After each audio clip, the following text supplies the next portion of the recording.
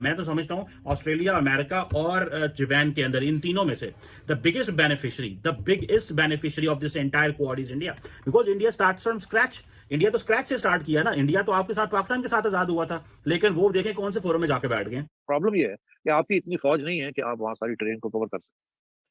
तो इसलिए guerrilla warfare जो है वो आसान हो जाता है। इंडिया ने S-400 लिया था, तो आपको याद है यहाँ पे कैपिटल हिल में लोगों ने कहा कि जो जो कांग्रेसमैन थे वो खुद रास्ते तलाश कर रहे थे इंडिया के लिए, that how to facilitate India. At the same time India जो है, they are not letting Quad to be a military platform. इस चीज को मद्देनजर रखिएगा और जेल में रखिएगा। The Indians are choosing Quad on their own terms and conditions. India को निप कर करके इंडिया को हमें बड़ा तंग करना है कश्मीर के अंदर, और we will erode India, India will play a very big price for. वो सही है अपनी जगह, मगर actually we are the ones who ended up paying the price.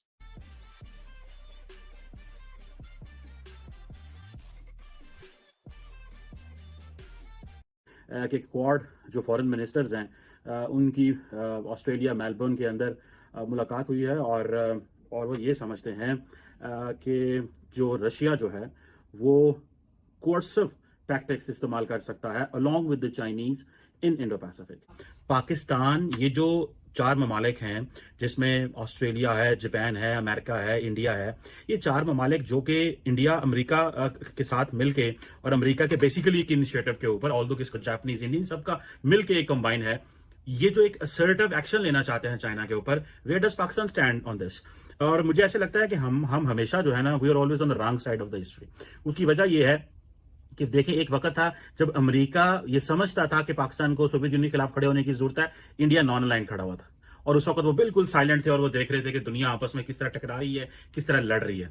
आज जब हम चाइना के बड़े करीब हैं, अमेरिका के लिए हमने कुर्बानियां दे के कुर्बानियां दे दी हैं। हमने अमेरिका के लिए बहुत कुर्बानी दी है, बेशक अपने इंटरेस्ट के लिए दी है। ये नहीं है कि हमने गुजारी बात फ्री ऑफ कॉस्ट कुर्बानी नहीं दी, हमने उसके अगेंस्ट बहुत कुछ लिया है, लेकिन हम अमेरिका के साथ तो खड़े हुए। लेकिन आज जब अमेरिका चाइनीज के अगेंस्ट उठ रहे हैं, तो हम जो है वो चाइना के साथ भी नहीं खड़े हो सकते पूरा, और हम अमेरिका का साथ भी नहीं दे सकते। इतनी ट्रबल्ड पोजीशन में, और इंडिया को देखें, एक क्लियर कट क्राफ्टेड, जिसे कहते हैं फुली डिप्लोमेटिकली, पॉलिटिकली, इकोनॉमिकली जो क्राफ्टेड पॉलिसी है, Indians are coming up with that on this Covid, on this through the platform of the Quad. अच्छा, अब हमें यहाँ पे ये देखना है कि एक तो चलो हो गया, इंडिया जो है वो खड़ा हुआ है इस वक्त चाइना के अगेंस्ट है, along with the other great parts. लेकिन पाकिस्तान की तो पोजीशन कोई क्लियर नहीं है। एक तरफ अमेरिकन हमें टफ टाइम दे रहे हैं, चाइनीज को हम क्लैरिफिकेशंस दे रहे हैं, हम उनको विन करना चाहते हैं, हम उनको ऑन बोर्ड लेना चाहते हैं, उनको बताना चाहते हैं कि हम आपके साथ हैं।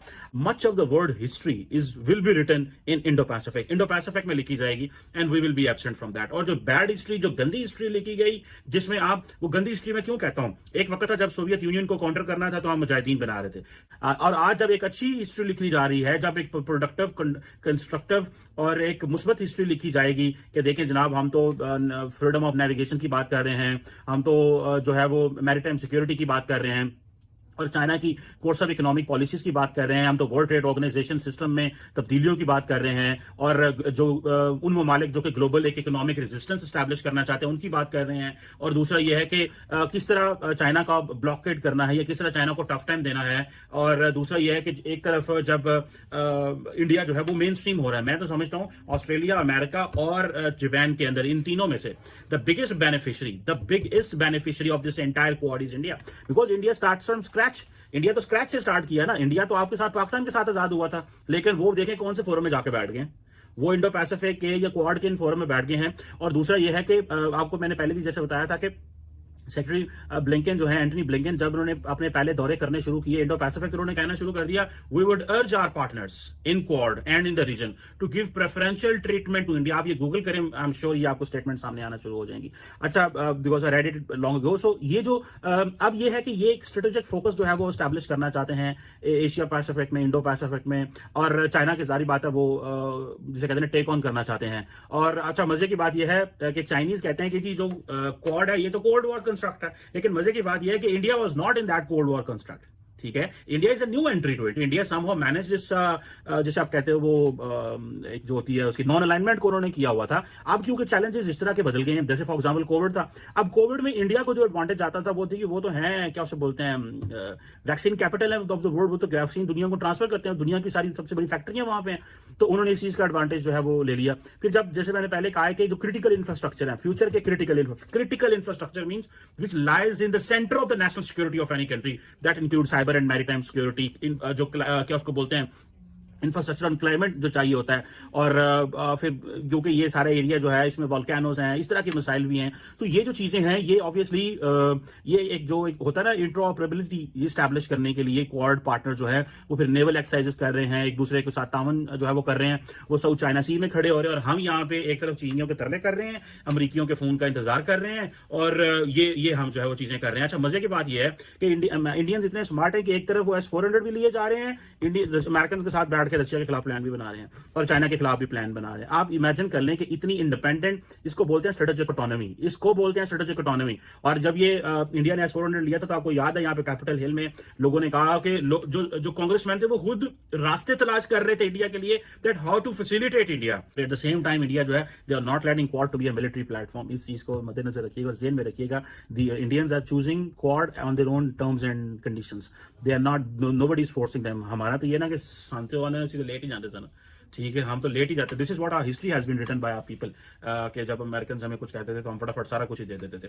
Any how, this is a long story, but this Quad meeting on China and Pakistan support to China, when the Americans are tough on Russia and we are going Russia, इसको मेरा ख्याल है समझने की जरूरत। अगस्त से पहले जब तक अफगान तालिबान ने टेक ओवर नहीं किया था, तो पूरा जो नेशनल सिक्योरिटी पैराडाइम जो हमारे तजयकार थे वो कहते थे बस अफगान तालिबान आएंगे, एनडीएस वहां से गायब हो जाएगी, इराक गायब हो जाएगी, अमरीकी चले जाएंगे, उसके बाद हमारे सिक्योरिटी के मामला हल हो जाएंगे। ये क्या हो गया है? क्या हो गया है? यही होना था जो हो गया है। इनका ख्याल है कि तालिबान इनके को पिट्ठू बन जाएंगे, तालिबान अमेरिका के नहीं बने, आपके बन जाएंगे, जाने दें आप। बात ये है जी कि पहले ये अटैक्स नॉर्थ में हुए, वजीरिस्तान में, फिर ये अटैक्स इस्लामाबाद में पहुंच गए, फिर ये अटैक्स लाहौर में पहुंच गए, अब ये अटैक्स पहुंच गए southern tip of Pakistan, Balochistan में, और वहां से अब सेंट्रल बलूचिस्तान की तरफ आ रहे हैं। आपने ये जो इलाके का मेंशन किया है, mostly central Balochistan, central southern Balochistan. और दिलचस्प बात यह है कि ये इस किस्म के अटैक्स हमने पहले नहीं देखे। देखिए, ये जो है ना अटैक्स, बम फाड़ देना, माइंस के अटैक कर देने, रिमोट कंट्रोल से कर देना, ये हम देखते रहे। मगर ये कि जी जिस तरीके के साथ कैंप्स के ऊपर हमले किए इन्होंने, ये तो बिल्कुल उस किस्म के अटैक्स हैं जैसे कि कश्मीर मुजाहिदीन, इंडियन आर्मी के जो कैंप्स थे कश्मीर के अंदर, उसके ऊपर करते थे। अभी एक मैं मजमून पढ़ रहा था, एक एक्स फौजी का, वो कह रहे थे कि जी बलूचिस्तान में अंदर मसला ये है कि ट्रेन है, सबसे बड़ा दोस्त या सबसे बड़ी दुश्मन आपकी ट्रेन है वहाँ, क्योंकि खाली है सारा, वहाँ बंदे कोई ना, बंदा ना बंदे की जात। तो वहाँ ट्रेन जो है वो आपकी सबसे बड़ी दोस्त बन सकती है, या जैसे हिटलर के खिलाफ रशिया की इतनी बड़ी जमीन थी, वो ट्रेन जो थी वो रशियन फोर्सेस को डिफीट किया, नेपोलियन को उसने डिफीट किया एंड सो ऑन। तो वो कह रहे हैं बलूचिस्तान के अंदर train is the issue. Problem ये है कि आपकी इतनी फौज नहीं है कि आप वहाँ सारी ट्रेन को कवर कर सकते, तो इसलिए गुरिल्ला वॉरफेयर जो है वो आसान हो जाता है, क्योंकि उनके पास इनिशिएटिव होता है। और अब वो कह रहे हैं जी टेक्नोलॉजी चाहिए हमें, हमारी आर्मी तो सारा बलूचिस्तान कवर नहीं कर सकती, और अब हमें टेक्नोलॉजी चाहिए जिसके जरिए ड्रोन वगैरह वगैरह वगैरह करें। तो अब देखिए ना, instead of finding political solutions, हमारी जो फौजी सोच है वो यही है कि फौजी सॉल्यूशंस होगी, और दिन ब दिन फौजी सॉल्यूशंस हाथ से निकलती जा रही हैं। हाँ, इंडिया की पहले दिन मुझे याद है 90 की दहाई में हम सेमिनार सुनते होते थे ये फौजियों के और उनके इंटेलेक्चुअल्स के, जो कि उनकी हिमायत करते थे कि जी हमने इंडिया को निप कर करके इंडिया को हमने बड़ा तंग करना है कश्मीर के अंदर, और we will erode India, India will play a very big price for. वो सही है अपनी जगह, मगर actually we are the ones who ended up paying the price. We entered into a long conflict, और इंडिया की आर्मी बढ़ती जा रही है, उनकी इकोनॉमी ग्रो करती जा रही है, उनके बजट्स ग्रो करते जा रहे हैं।